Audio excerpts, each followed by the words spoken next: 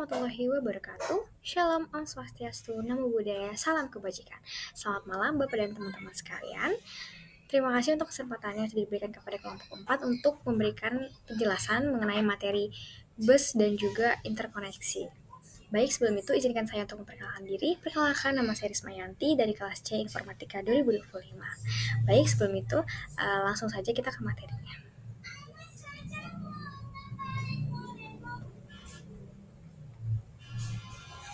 Baik, untuk anggota dari kelompok 4 sendiri ada 5 orang, termasuk saya sendiri. Yang pertama ada Sufi Ridho Utomo, Kaizan Dwitra Atala, Rafalia Kanza Taufik, saya sendiri dan juga Sabrina. Baik, untuk daftar isi dari kelompok saya ada 4. Yang pertama yaitu definisi dan struktur, 2 yaitu tipe-tipe bus, yang ketiga timing bus, dan yang terakhir yaitu bus arbitration. Baik, langsung saja ke materinya. Definisi dan juga struktur BIS. Baik, saya akan menjelaskan mengenai definisi dan juga struktur dari BIS sendiri.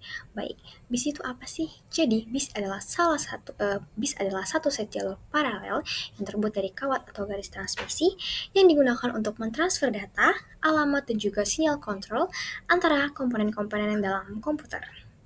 Nah, struktur BIS atau sistem BIS ini umumnya terdiri dari 70 sampai 100 jalur yang dibagi dalam 3 kategori utama. Nah, 3 kategorinya ini apa aja sih? Oke, 3 kategori ini yang pertama yaitu data BIS atau jalur data, yang kedua address BIS atau jalur alamat, dan yang terakhir yaitu control BIS atau jalur kontrol. Baik, saya akan menjelaskan lebih detail terhadap 3 kategori yang sudah saya sebutkan tadi. Oke, untuk kategori yang pertama yaitu BIS jalur data. Nah, kita bisa menganalogikan BIS jalur data ini sebagai truk pengangkut barang. Nah, fungsi dari truk pengangkut barang itu apa sih? Nah, jadi fungsi dari BIS jalur data atau truk pengangkut barang tadi ini yang kita analogikan yaitu untuk mentransfer data aktual antara CPU, memori, dan perangkat input-output. Nah, BIS jalur data ini juga punya arah. Jadi, setiap kategori itu memiliki arah yang berbeda-beda. Untuk arah dari kategori yang pertama ini yaitu arah bidireksional atau arahnya ini memiliki 2 arah. Nah, jadi data itu bisa mengalir dari 2 arah, bisa dari CPU ke memori, bisa dari memori atau ke CPU. Jadi dia bisa punya 2 arah. Lalu lebar dari jalur data ini. Nah, jalur data ini tuh sangat krusial lebarnya karena bisa menentukan beberapa banyak data yang bisa ditransfer dalam satu siklus. Contohnya, BIS 8 bit itu dapat mentransfer 1 byte. Nah, BIS 8 bit ini tuh dapat mentransfer 1 byte. Nah, jadi BIS ini bisa mentransfer 8 bit atau 1 byte dalam sekali transfer. Dan begitu seterusnya. Jadi 16 bit bisa mentransfer 2 byte sampai 32 bit itu bisa mentransfer sampai ke 64 bit. Jadi 64 bit itu bisa mentransfer 8 byte sekaligus. Begitu terusnya. Nah, BIS jalur data ini tuh punya pengaruh. Nah, lebar BIS ini tuh dapat mempengaruhi kinerja sistem, di mana semakin lebar BIS data, semakin banyak juga data yang bisa dikirimkan dalam sekaligus. Jadi, komputer kita itu bisa menjadi lebih cepat dalam bekerja. Lalu yang selanjutnya yaitu kategori kedua, yaitu BIS jalur alamat. Nah, kita bisa menganalogikan sebagai alamat rumah, seperti Maps. Nah, fungsi BIS jalur alamat ini adalah untuk mengidentifikasi lokasi di dalam memori atau perangkat input output yang akan diakses oleh CPU. Nah, jadi dia yang ngasih tahu lokasi di mana memori atau perangkat input output itu bisa mengakses lewat CPU. Jadi dia kayak maps-nya untuk mengarahkan. Nah, untuk arah dari kategori kedua ini yaitu unidireksional, di mana sinyal alamat ini hanya ditentukan dan juga dikirim oleh CPU ke komponen lain. Jadi dia nggak 2 arah kayak yang tadi. Ini cuma bisa satu arah dari CPU ke komponen lain. Lalu lebar. Untuk lebar dari kategori ini yaitu lebar ini tuh bisa menentukan kapasitas memori maksimum yang dapat diakses oleh CPU. Jadi, setiap jalur itu membawa 1 bit contohnya. Nah, untuk kategori ini, seperti yang sudah saya sebutkan tadi, dia bisa menentukan untuk kapasitas memori maksimumnya. Jadi dia bisa ngasih tahu.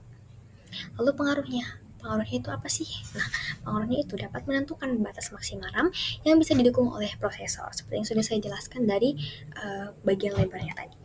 Oke, untuk kategori yang terakhir yaitu kategori bis jalur kontrol. Nah, kita bisa menganalogikan bis jalur kontrol ini dengan lampu lalu lintas. Nah, fungsinya untuk apa sih? Sama seperti lampu lalu lintas, fungsinya adalah untuk mengatur dan juga mengkoordinasikan aktivitas. Nah, jadi fungsi bis jalur kontrol ini adalah untuk mengatur dan juga mengkoordinasikan aktivitas antara berbagai komponen sistem. Nah, bis ini juga bisa membawa sinyal-sinyal kontrol yang memberitahu komponen lain untuk apa sih yang harus dilakukan gitu. Jadi dia bisa ngasih sinyal tentang tugas-tugas apa aja yang harus dilakukan oleh komponen tersebut gitu. Nah, kategori ketiga juga punya arah nih. Nah, arahnya adalah bidireksional. Tapi, sebagian besar sinyalnya ini tuh lebih bersifat ke unidireksional. Jadi dia punya 2 arah, bisa dari CPU ke komponen lain dan juga bisa dari komponen lain ke CPU. Jadi dia bisa punya 2 arah juga. Nah, untuk dari bis kontrol ini, jalur kontrol, dia itu punya isinya tuh apa sih? Nah, isinya adalah kumpulan dari berbagai sinyal individu. Contohnya ada banyak nih, saya sebutkan ya. Untuk yang pertama yaitu memory read, di mana sinyal ini tuh akan menandakan CPU, supaya CPU ini membaca pesan dari memori. Lalu selanjutnya yaitu memory write, di mana sinyal ini akan menandakan ke CPU jika ingin menulis sesuatu ke memori gitu, sesuai dengan namanya. Yang ketiga yaitu input-output read, di mana sinyal ini adalah untuk membaca pesan dari perangkat input-output. Lalu yang keempat yaitu input-output write, di mana sinyal ini akan menulis pesan ke perangkat input-output sesuai dengan namanya juga. Baik, yang kelima yaitu bis request, di mana bis request ini adalah sinyal dari perangkat yang meminta akses ke bis. Jadi dia yang minta akses gitu ke bis, apakah boleh mengirim ini, apakah boleh mentransfer yang ini gitu. Jadi dia kayak minta akses. Lalu selanjutnya yaitu bis grant, di mana sinyal dari CPU ini yang akan mengizinkan perangkat untuk menggunakan bis. Jadi yang tadi itu masih untuk merequest dan yang ini untuk yang udah nge-ACC gitu, udah mengizinkan bahwa bis itu tuh boleh digunakan. Lalu yang terakhir yaitu interrupt request atau ERK. Nah, sinyal dari perangkat input output ini contohnya kayak keyboard atau mouse itu yang akan memberitahu ke CPU bahwa mereka itu membutuhkan perhatian. Lalu yang terakhir yaitu pengaruh dari jalur kontrol ini. Nah, bis jalur kontrol ini tuh memastikan bahwa transfer data melalui bis data terjadi pada waktu dan juga urutan yang tepat. Nah, sehingga itu dapat mencegah tabrakan dan juga kekacauan dalam mentransfer data. Baik, itu saja penjelasan singkat dari saya. Mohon maaf bila ada salah kata, dan untuk materi yang selanjutnya akan dibahas oleh teman-teman saya yang lainnya. Terima kasih. Assalamualaikum warahmatullahi wabarakatuh. Perkenalkan, nama saya Sufrido Utomo dengan NIM 3 digit terakhir 101. Oke, di sini saya akan menjelaskan apa itu tipe-tipe bus. Oke. Tipe bus itu terbagi menjadi 2. Oke, yang pertama itu adalah sistem bus atau frontside bus. Dan yang kedua adalah input atau output bus. Itu sering disebut dengan peripheral bus. Oke, kita bahas satu-satu terlebih dahulu. Yang pertama, sistem bus atau frontside bus. Apa itu? Nah, sistem bus itu adalah semacam penghubung dari CPU ke memori utama atau yang bisa kita sebut RAM. Nah, oke, contohnya di sini adalah local bus, host bus, dan memory bus. Nah, di sini sistem bus itu memiliki kecepatan yang paling tinggi daripada input atau output bus atau peripheral bus ya. Nah, di sini aksesnya adalah yang paling sering digunakan karena apa? Ya, kecepatan yang paling tinggi yang diberikan oleh sistem bus. Nah, oke, yang kedua itu ada input atau output bus atau bisa disebut peripheral bus. Oke, Apa input atau output bus ini? Oke, secara singkatnya menghubungkan perangkat input atau output atau bisa disebut perangkat eksternal ke CPU. Contohnya itu seperti VGA, soundboard, dan semacamnya. Contohnya di sini adalah PCI, ISA, AGP, dan PCIe. Nah, namun kelemahan dari input output bus ini yaitu kecepatan lebih rendah daripada sistem bus. Nah, kenapa lebih rendah kecepatannya? Oke, yang pertama karena perangkat ini berupa perangkat tambahan yang dihubungkan melalui bridge atau jembatan. Mungkin kalau bisa dibilang kayak semacam USB yang ditambahkan buat keyboard atau mouse. Makanya lebih lambat buat diarahkan ke CPU. Oke. Gitu. Sekian dari saya. Terima kasih.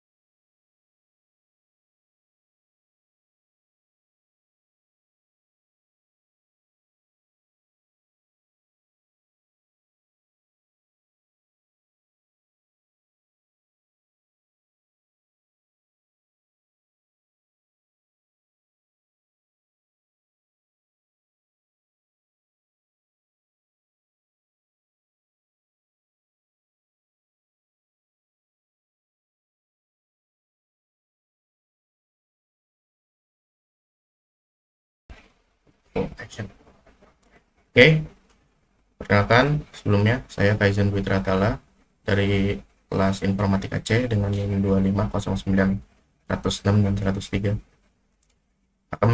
Akan melanjutkan penjelasan timing bus yaitu asinkronus.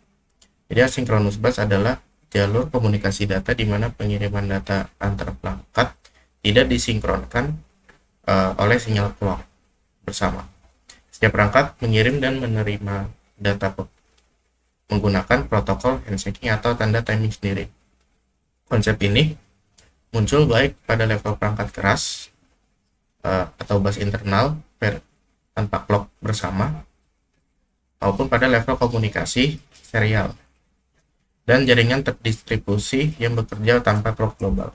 Jadi keuntungan dari asynchronous bus adalah kesederhanaan sinkronisasi, jadi tidak perlu menyebarkan sinyal clock yang presisi ke semua perangkat. Jadi membuat desain board atau kabel lebih mudah dan murah. Yang kedua ada toleransi terhadap variasi kecepatan. Perangkat dengan clock internal berbeda dapat saling berkomunikasi tanpa penyesuaian frekuensi. Berguna bila perangkat memiliki MCU atau peripheral dengan clock berbeda.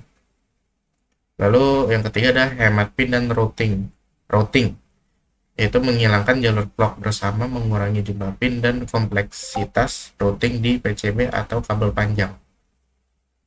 Terus yang terakhir ada fleksibilitas protokol. Dia bisa diimplementasikan pada berbagai jenis media, wires atau serial line, wire serial lines, bus paralel sederhana dan diadaptasi untuk kebutuhan latensi yang berbeda. Terus lanjut ke kekurangannya yaitu variabilitas latensi. Latensi transfer tergantung pada respon penerima dan urutan handshake. Tidak cocok untuk aplikasi yang memerlukan latensi yang sangat ketat. Lalu kompleksitas protokol di tingkat tinggi. Untuk menangani error, flow protokol dan recovery, protokol asinkron butuh mekanisme tambahan seperti timeout, retransmit atau buffering dan buffering yang menambah kompleksitas firmware dan perangkat lunak. Yang ketiga, lebih susah dijaga konsistensi waktu real time-nya. Sistem real time yang mengandalkan sinkronisasi temporal global lebih sulit diimplementasikan tanpa mekanisme sinkronisasi ekstern. Kak.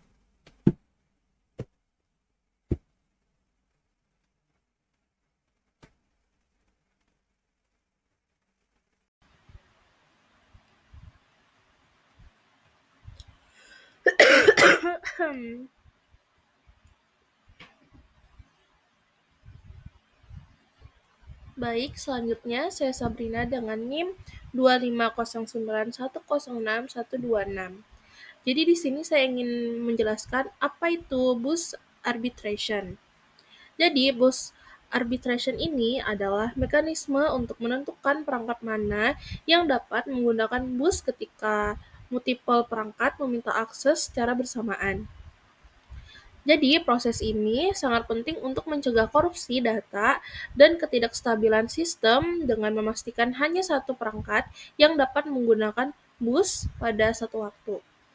Dua pendekatan utama untuk arbitrase bus ini adalah arbitrase terpusat yang menggunakan satu arbiter tunggal dan arbitrase terdistribusi di mana setiap perangkat berpartisipasi dalam pengambilan keputusan. Jadi di sini ada tujuan arbitrasi.